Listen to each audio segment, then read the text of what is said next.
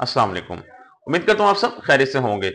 चावल, आलू, रोटी वगैरह ये शुगर के मरीजों को मना की जाती हैं। आज मैं आपको एक ऐसा तरीका बताऊंगा जिस तरीके के अगर आप अमल करते हैं तो आप इन सारी चीजों को इस्तेमाल कर सकते हैं। जी हाँ, शुगर के मरीजों को इन चीजों से मना किया जाता है और क्योंकि ये चीजें शुगर बहुत ज्यादा बढ़ाती हैं, लेकिन अगर कुछ एहतियात के साथ इन चीजों को इस्तेमाल किया जाए तो आप इनसे भी लुत्फानंदोज हो सकते हैं। वो क्या तरीकेकार है, हमें इन चीजों को अगर खाना है, शुगर के मरीजों को चावल खाने हैं या रोटी खानी है, आलू खाने हैं, इस तरीके से खाएं कि उनकी शुगर भी ना बढ़े। वो कौन सा तरीका है, आज की वीडियो में मैं आपको वो तरीका बताने जा रहा हूं। वीडियो को लास्ट तक जरूर देखिएगा, बहुत ही कारामद वीडियो है क्योंकि ये आपके बहुत बड़े मसले का हल आपको इस वीडियो में पता चलेगा। वो कि ये है कि रोटी किससे खाएं कि शुगर ना बढ़े, चावल कैसे खाएं कि शुगर ना बढ़े, और आलू कैसे खाएं कि शुगर ना बढ़े। तो स्टार्ट करते हैं अपनी वीडियो को।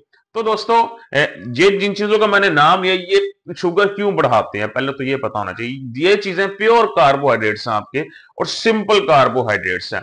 इनके अंदर कोई प्रोटीन नहीं, कोई और दूसरा विटामिन और मिनरल नहीं पाया जाता।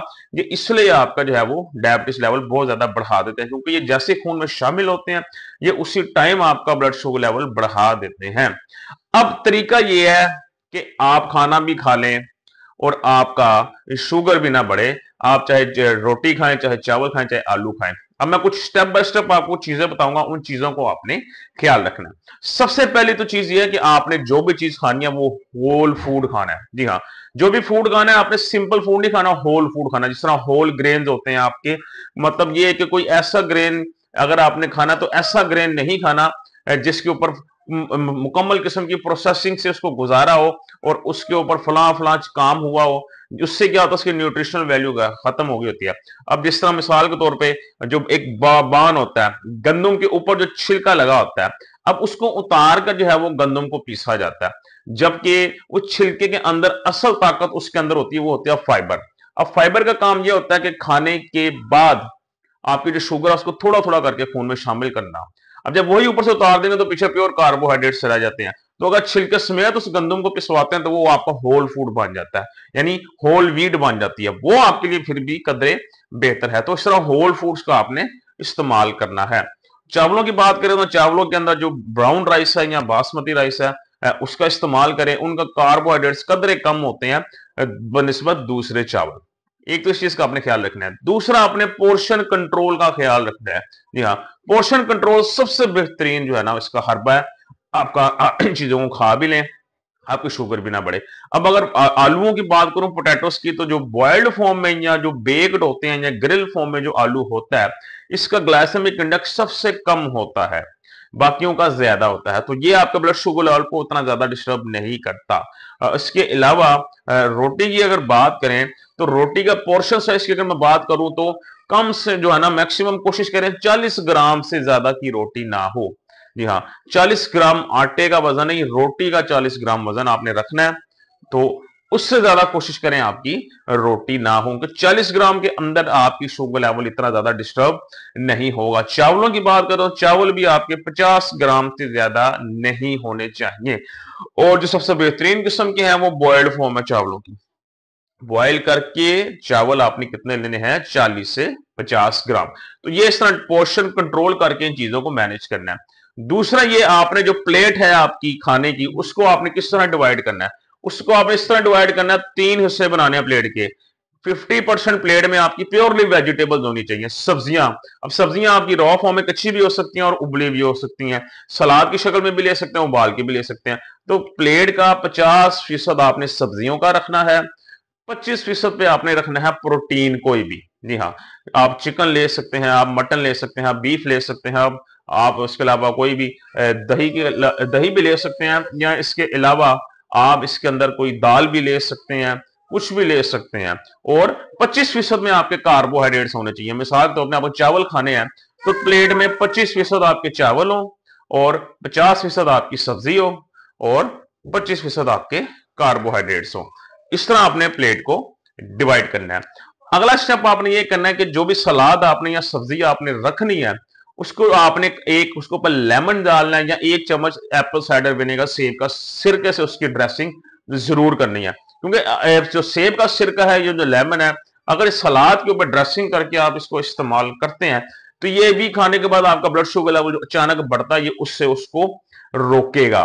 ये बड़ी इंपॉर्टेंट चीज है, ये बहुत कम लोगों को पता है। सो इस तरीके को भी आप आजमा के देखें। सलाद जो आपने साथ रखना है या सब्जी जो भी रखनी है खाने के लिए, उसके ऊपर आपने 1 चम्मच जो लेमन होता है वो या एप्पल साइडर सेब का सिरका वो आपने इसको अच्छी तरह उसके ऊपर डालकर उसको मिक्स कर लेना है, फिर आपने सलाद का इस्तेमाल करना है। नेक्स्ट स्टेप में आपने ये करना है कि जब भी आपने खाना खाना है सबसे पहले आपने सब्जियों का इस्तेमाल करना है। जी हाँ, सबसे पहले वेजिटेबल्स आपने खानी है, उसके बाद आपने प्रोटीन लेनी है। जी हाँ, उसका फायदा ये होगा कि जो फाइबर आएगा आपको वेजिटेबल से, प्रोटीन जब आप और साथ लेंगे, आप चिकन के साथ आप प्रोटीन ले रहे हैं, अंडों से किस चीज से भी प्रोटीन ले रहे हैं, तो जो फाइबर और प्रोटीन जब आपस में मिलते हैं तो ये कार्बोहाइड्रेट्स को शुगर पे हावी नहीं होने देते। ये कार्बोहाइड्रेट्स जो अचानक से शुगर बढ़ाती है खून में जाकर, ये उस प्रोसेस को स्लो कर देते हैं, फिर खाने के बाद आपकी शुगर नहीं बढ़ती। सो सबसे पहले आपने क्या लेनी है, सलाद को खाना है, आपने सलाद का इस्तेमाल करना है। दूसरे नंबर पे फिर आपने प्रोटीन खाना। प्रोटीन में अच्छे जो आपके पास प्रोटीन की ऑप्शन है वो तो चिकन ब्रेस्ट है। जी हाँ, मुर्गी का जो सीना होता है वो बड़ी अच्छी प्रोटीन ऑप्शन है। आपके पास जो बीफ होता है उसका कीमा भी आप ले सकते हैं, या बीफ को इन सिंपल फॉर्म भी ले सकते हैं, मटन भी ले सकते हैं। लोबिया बहुत अच्छी फॉर्म है आपके पास प्रोटीन के लिए। सफेद चने भी, काले चने आपके पास हैं, दही थोड़ी सी साथ रख लें। तो ये जो मैंने आपको चीजें बताई हैं ये एक गुड सोर्स ऑफ प्रोटीन है। सो इनमें से किसी भी प्रोटीन को साथ आप इस्तेमाल कर लें। सो पहले वेजिटेबल्स लें, सलाद का इस्तेमाल करें, फिर प्रोटीन खाएं, फिर कार्बोहाइड्रेट्स को आपने इस्तेमाल करना है। और इसके अलावा सबसे जो इंपॉर्टेंट चीज है वो ये है कि खाने से कोशिश करें आधा घंटा पहले 1 गिलास लें पानी का, उसमें 1 चम्मच डालें इसका एप्पल साइडर का सेब के सिरके का, और उसको आप पी लें। खाने से आधा घंटा पहले पीने का फायदा ये होगा कि खाने के बाद ये आपके जो ब्लड शुगर लेवल अचानक से बढ़ता है ये उसको अमल को स्लो कर देगा, उसको रोक देगा। सो ये जो मैंने आपको हिदायतें बताई हैं, चीजें बताई हैं, इन पे आप अमल करें, और फिर जो मैंने चीजें आपने है आटे रोटी है, चावल है या आलू है, जो भी चीज है, फिर आप इनका इस्तेमाल करें। इंशाल्लाह इंशाल्लाह आपका ब्लड शुगर लेवल इनके खाने के बाद नहीं बढ़ेगा।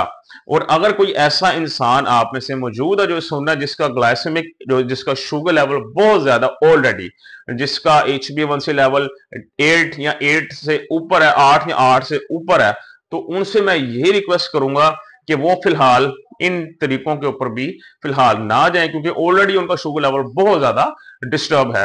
पहले वो ऐसे करें, अपना HbA1c लेवल थोड़ा सा नीचे लेकर आए, फिर आप इस तरीके के जरिए चीजों को एंजॉय करें। सो जब तक HbA1c नीचे नहीं आता आपका, चावल और रोटी से आप टोटली कट ऑफ करें, वही आपके लिए बेहतर है। सो ये तरीका था आपका, इस तरीके से आप चावल भी एंजॉय कर सकते हैं, रोटी भी खा सकते हैं, और आप आलू को भी इस्तेमाल कर सकते हैं। और आखिर में रोटी आपने हमेशा जौ के आटे की बनानी है, जौ और बेसन के आटे की मिक्स करके। तो उम्मीद करता हूं आपको अच्छे से समझ आ चुकी होगी।